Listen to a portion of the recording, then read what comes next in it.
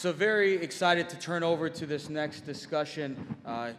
If you have not seen the Cybersecurity Workforce Playbook by the Business Roundtable, I highly recommend it. It's a phenomenal report, many years in the making, right, Erin? So excited to turn it over to Erin White, who's been a great partner at us with the NICE Organizing Committee meeting, FIU team in New America, of course. So Erin, I'd like to turn it over to you to kick off this discussion.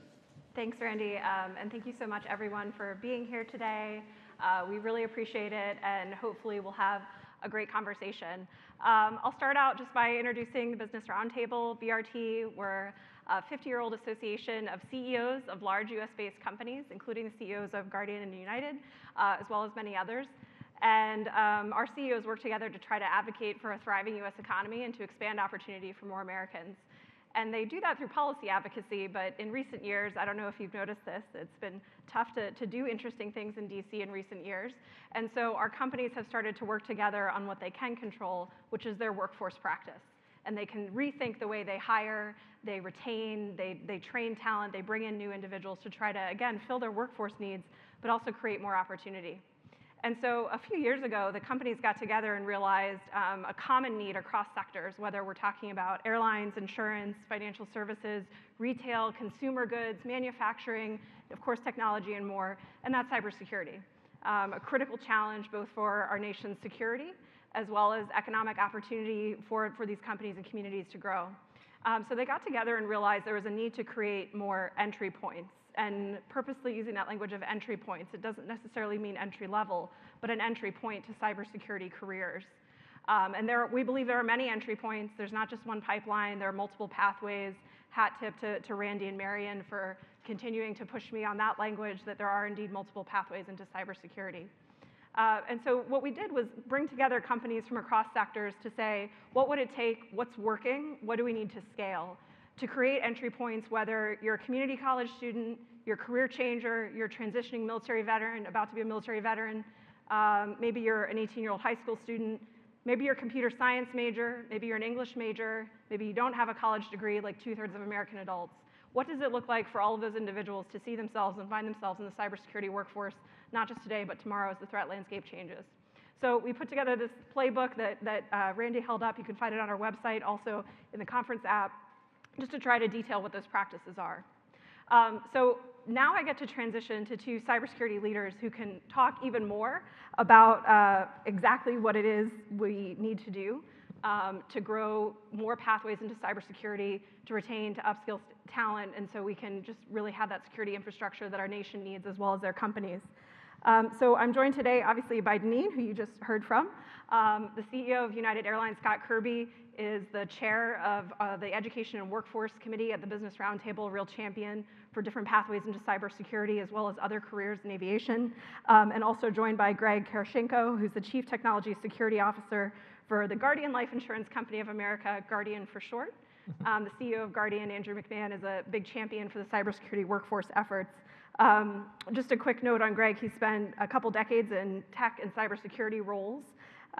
He is currently ensuring the protection of data, identity, and technology infrastructure that supports confidentiality, integrity, and availability of Guardian's operating environment. One sort of fun fact about him, he's an adjunct faculty at 3 universities in the Connecticut area and helped establish the Connecticut Cyber Hub. Anyone from Connecticut here today?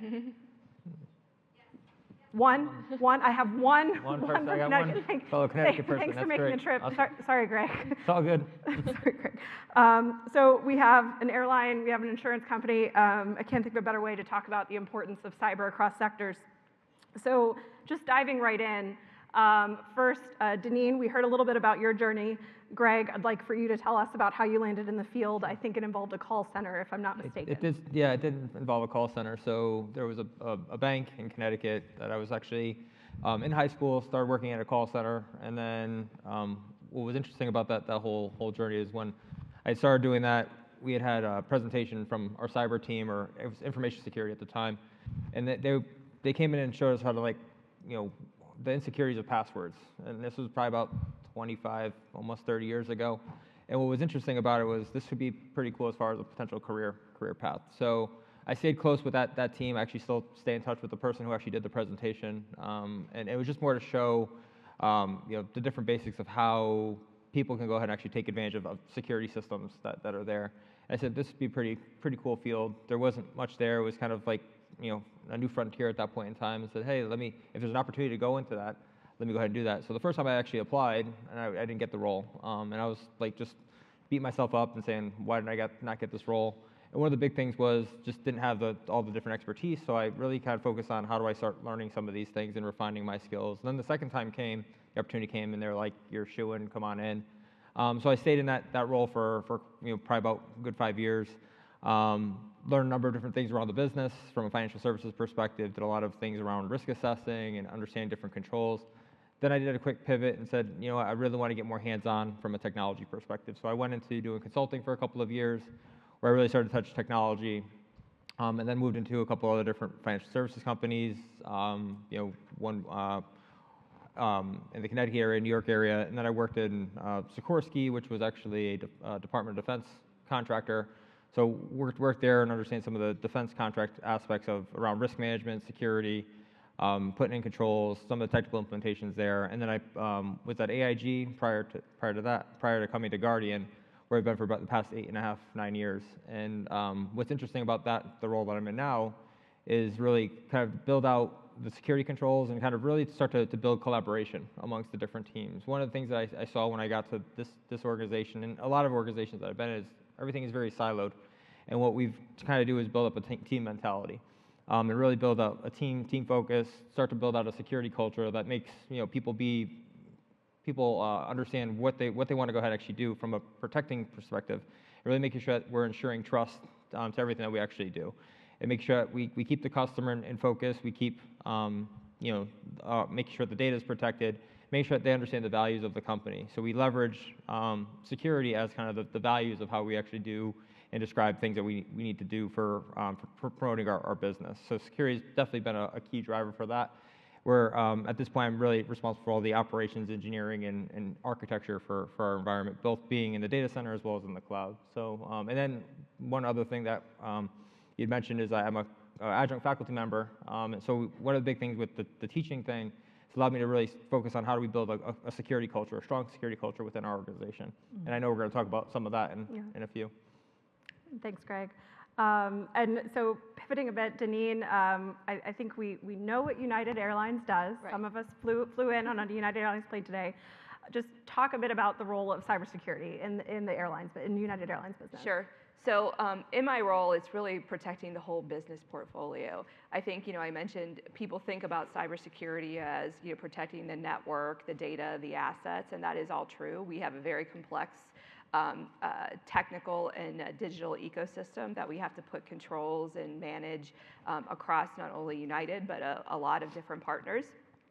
I also have responsibility for our customer technology products as well too. So again, the mobile app, the digital app, privacy, and ensuring that we are making sure we have building digital trust, and any digital interaction with our customers is secure and protected. And then lastly, I have a specialized team, which is really exciting. They're all avionics engineers and aerospace engineers that do cybersecurity for our planes, our connected fleet. And this is really important. United has, I think, 500 regional jets, 500 mainline jets, or 800 mainline jets and 500 regional jets, and we have 700 on order over the next couple of years, and they're all connected. So building that infrastructure to make it sure that it's secure, compliant, and airworthy, and safe. So we have cybersecurity, cyber resiliency, and then cyber safety in my purview. So it's really important to make sure we're doing that all the time. Absolutely. And Greg, we talked a little bit earlier about sort of the role of cybersecurity in insurance and in healthcare more broadly, but if you could just talk a bit about the role of cyber in your business. Sure. So I mean, for our perspective, every customer is at the center of everything that we do. So we have lots of different data that we take in. We're both life insurance and group insurance, and we have millions of customer records. So making sure that we have the trust and the safety and security of all the information is really, really important. And one of the other key things for us now is really focusing on business resilience and making sure we understand kind of how our business runs and how it operates, so that we can make sure that if there's a significant cyber issue or cyber breach, we know how to do it, whether it's with us or whether it's with a third party. We've become such an interconnected world at the end of the day, we want to make sure that we're able to continue to service our customers and provide them at their time of need, because we're usually there. We're a product that is there when people need it the most. Absolutely. So that's a little bit, just a snapshot about Guardian and about United. We'll hear more about them throughout the conversation. I want to transition to talk a bit about talent strategy, because that's something in the cybersecurity workforce playbook that Randy shared earlier. We really tried to sort of step back and say, okay, if we start from scratch, how do we build a cybersecurity strategy at a large employer, could be a small employer as well, that helps create more opportunity? So kind of like big picture, what's your philosophy or approach to talent strategy? Greg, I'll start with you. So we really leverage a multi-pronged approach. So we look at things not only from the universities, but also from former military, military spouses, underserved and underprivileged communities. We look at just different pipelines of how do we do that. And over the past, let's say, probably 2.5, 3 years, we really focused on how do we establish those different pipelines. And the fact that I've been an adjunct professor for a number of years, that actually allowed us to kind of really accelerate some of those capabilities, because I've done it at other places that I've worked.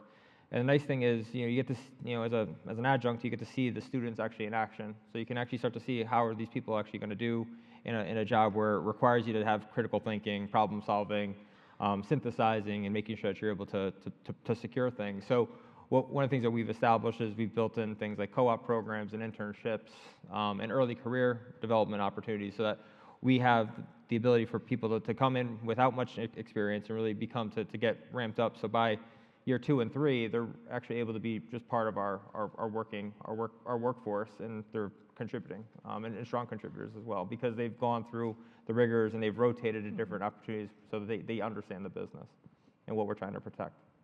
And Deneen, at the end of your talk, you sort of teased out this idea of lots of different ways that people get into cyber. So what's your philosophy or talent philosophy? Right. So we take a similar approach at United. In 2023, in March of 2023, we launched a pathways program for technology called Innovate. And we want to make sure that people have understand their pathways into technology, and particular cyber. One of the things to note, right, is that cybersecurity is everybody's responsibility. We're not going to hire our way out of the cybersecurity workforce shortage, so we kind of have to spread the love. So this pathways program, while it focuses on digital technology and cybersecurity, folks that take a digital technology path are required to pick up certain cybersecurity skills and risk management skills and training along the way. So we're making sure that even though you're not a dedicated cyber professional, if you're in technology, you're getting the basics of how to do secure development, how to understand risk management, things like that, secure infrastructure. For the talent strategy specifically for cybersecurity professionals, we understand that there's non-traditional workforce that we have to go after. So we partner with community organizations, things like Europe or IC Stars, to get those folks into the program. We have a traditional college pathway, so after you have your 4 years of college, you can come in and do, a 2-year program or an apprenticeship, similar to the non-traditional folks. And then we also have a mid-career transition. There's a lot of people in the airline that kind of have, I'll say, for lack of a better word, side gigs or side interests, right, in cybersecurity. So you don't know how many times I have flight attendants say, hey, I'm interested in cybersecurity. Can I learn more? What do I do to get the skills? And how great is that? Because you have someone that knows the airline. I mean, doing cybersecurity in an airline is different than doing it in a manufacturer or a bank or whatever. It's really, really great to have somebody that works in that environment. So we put those folks through a series of experiences, rotational experiences, so they can pick up different skill sets, as well as formalized training, whether it be on the different online or in-person trainings of the critical skills, knowledge, and capabilities for a cyber professional. And then after that specified time period, they're able to transition into it's not even an entry-level role, it's an appropriate role, because we've kind of train them to go into the areas that they're interested in and that we need help in. Oh, I love the flight attendant to cybersecurity professional pathway. And Greg, I know at Guardian you're also looking at your own workforce as a potential workforce. We'll talk about recruiting college kids in a minute, but thinking about your own workforce and how you're bringing them into cyber careers and then keeping them engaged and keeping them there. So one of the things that we established about 2 years ago was a cyber dexterity program. And really what we focused a lot on was how do we get people just their cyber awareness there. We talk about Cybersecurity Awareness Month every October, and that's great. But the point is it's everybody's job, as Deneen had mentioned, and we really want to make sure that everybody's doing the right things to make sure we're protecting the company. So what we've established is that dexterity program where the first level, it's kind of like from a college perspective, it's the 100 level courses, and then we built kind of the 200 level courses, which is more on the how to diagnose things, how to troubleshoot, how to think critically when there's a problem, how to do debugs, and then level 3 is really your specialized security things like incident response. Things along the lines of pen testing and risk assessment and those key factors. And that dexterity program has allowed us to build out things like gig assignments, as Deneen had mentioned. So if there's a certain project that we're working on and we want better business focus on something, we'll actually offer what's called a gig assignment where anybody can go ahead and apply for it. And usually we have multiple people that will apply for these things, and we'll put people to actually work. It's maybe 1 to 5 hours extra a week. And the whole point of that is really to get people involved and interested in cyber, so they feel that they're part of a team.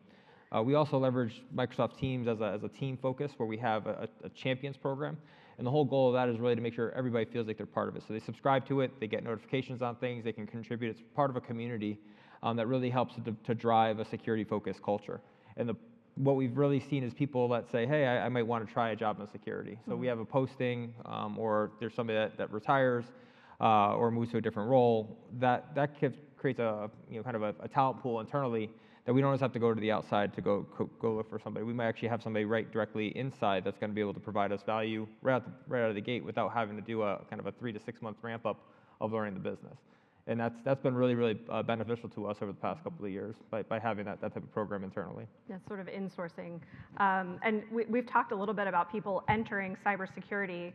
And Will Marco's data, Lightcast data, is fantastic. Hat tip to Will. Just that idea of what is an entry-level job in cybersecurity, and a question actually came in the app, and it was sort of like, well, what do employers want in the entry level? Like, is there an entry-level job in cybersecurity? What is it? I think that's an important question, particularly given some of the data we saw earlier. So, Deneen, what's your take? What is the entry-level job in cybersecurity, or what is the entry point? Yeah, so I think, like I mentioned, there are different pathways into the cybersecurity professional, to be a cybersecurity professional. We have what we call entry-level jobs, but those are really like the first job into the workforce, right? And we're not expecting loads of experience or demonstration of expertise in every single area. What I mentioned too, we're looking for those critical competencies and the potential and transferable skills, right? So we spent a lot of time looking at our job structures and job titles and mapping out, kind of leveraging some of the NICE framework, right, around the knowledge, skills, and capabilities to make sure that our entry-level jobs are positioned in a way that people can be successful, and that they're set up to continue to learn more and more and more and more, because that's the point of an entry-level job, is to get you in the door and then get you the knowledge, the skills, and capabilities you need to understand how to be successful in that domain. And then for us, we have some very, very similar approach, but we focus on the different pathways. So what are the inputs that are coming into the organization? How do we get the feeder programs? And then how do we focus on make sure that the right talents, the right skills are really, really there? So do you have the right competent technical aptitude for the role? Do you have the ability to think critically and do problem solving? Do you have the ability to synthesize and then talk about how do you convey a risk or an issue to somebody? As well as also being a lifelong learner. I think that's a key thing that we really focus on. We have folks that work for me every year. They're required to go to at least one training a year, or one significant kind of security conference, and come go to those events and actually bring it back and then start to apply it. So taking what you've learned from a academic perspective and really taking it to where it actually becomes practical. And we've seen our maturity from an organization really grow and flourish because we've been able to say, okay, we're getting people educated, and it continues to grow and thrive. And we've started to build out little communities within the organization that people learn from each other. People are kind of go-tos, but the point is it's a team effort. So everybody's really focused on bringing things forward and making sure that everybody's working together to really a common goal of trying to prevent any types of cyber attacks or attackers coming at an organization. And I think the big thing is how do we also fuel back to the entire ecosystem, because we're all trying to protect data, we're all trying to protect our customers, we're all trying to make sure that we don't have cyber attacks or cyber breaches that take place. So really, how do we continue to give back to the community by doing things of promoting promoting good cyber hygiene to the organization. And then we've to Deneen's point, as far as using the NICE framework, we've been using that for a number of years now when it first got published, and it's really been good for us to leverage to just make sure that our jobs are set appropriately, making sure that we have the right skills and competencies there, but also focusing on career pathing. Because we don't want to have people in the same job for the 10 to 20, 30 years. We want to make sure that they have the opportunities to grow and move within the organization and really be effective to the overall cybersecurity team for our organization. So we've leveraged a NICE framework as where it's relevant to different key roles that we have from a business perspective, and we've gone ahead and leveraged that for the past couple of years as we have new jobs that come up or new skills that we have to go ahead and actually develop. And every year we go through a process of kind of strategizing and road mapping what we do, and talent is always a common thing that we're always talking about. Well, and one thing the NICE framework does is break down, sort of roles, tasks, knowledge. It sort of breaks down cybersecurity from sort of the level of the title of the job. And that's something, as we think about taking a skills-first mindset, is how do we break down roles and really think about the value of things like credentials, whether that's a 4-year degree, a 2-year degree, an industry-recognized certification, a certificate from an online course that I took, et cetera. And Greg, I know at Guardian you've removed sort of college degree requirements from many of your cybersecurity roles, if not all of them. Just talk a bit about that and sort of what that decision-making process was. No, I think that was a key point for us. I think the point was we didn't want to limit people's opportunities to really to benefit the organization. So although college degrees are a great milestone, and I agree, I have 2 of them, but the point is we wanted to make sure that we didn't have barriers for people to get into cybersecurity. We know that there's a shortage of, a major shortage of cyber professionals. I think the last count was 440,000 the last time I checked it out. But the point is we want to make sure that we create the right avenues for people to be able to get involved and really to kind of have a patriot mentality of we want to protect the company, we want to protect, kind of save the world.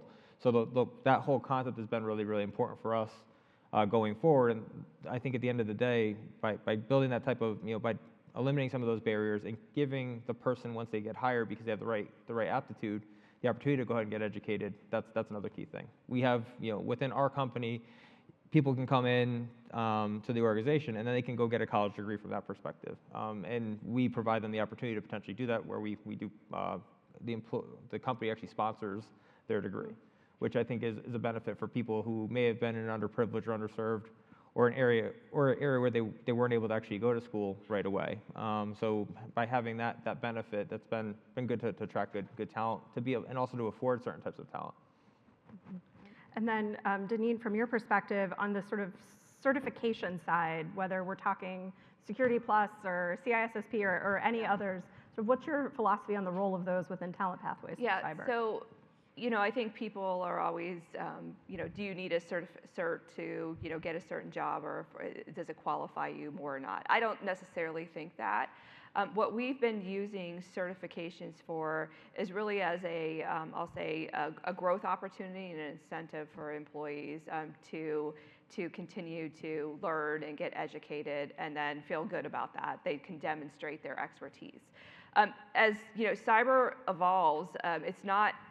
I think people, think about cyber sometimes as, it's kind of like the wild, wild west. People are doing whatever they want to do, and it's kind of whack-a-mole or whatever. It is a discipline that requires expertise and knowledge, and there are frameworks, there are processes, there are certain ways to do a risk assessment, and people have to understand that.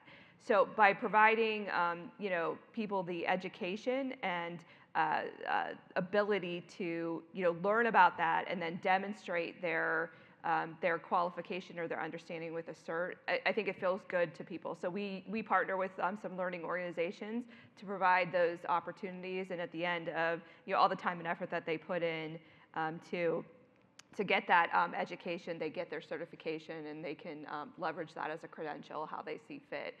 So we use it more as a as a career development and even retention tool and opportunity for our employees at United. And as much as we're thinking about opportunity for people maybe without a college degree, also obviously there's a huge need in the workforce for individuals with a form of a college degree. Just a quick audience participation moment. Raise your hand if you're affiliated with an academic institution of any kind. Excellent, excellent. That was also a quick check to see if my mic was still on, so just a quick moment. So I want to talk, Greg, you're an adjunct, I think, at like 3 different institutions. Sort of, what do you see as that partnership? What's the sweet spot in partnership between employers and academic institutions, like the ones in the audience, and where does it work? Where is there opportunity for improvement? Yeah, I think the big thing is establishing the partnership. So having the ties in your local areas to corporations that are looking for talent. I think one of the benefits that I've had is I'm also able to see what the workforce is coming into, the pipeline is coming in. So I'm able to kind of tailor things.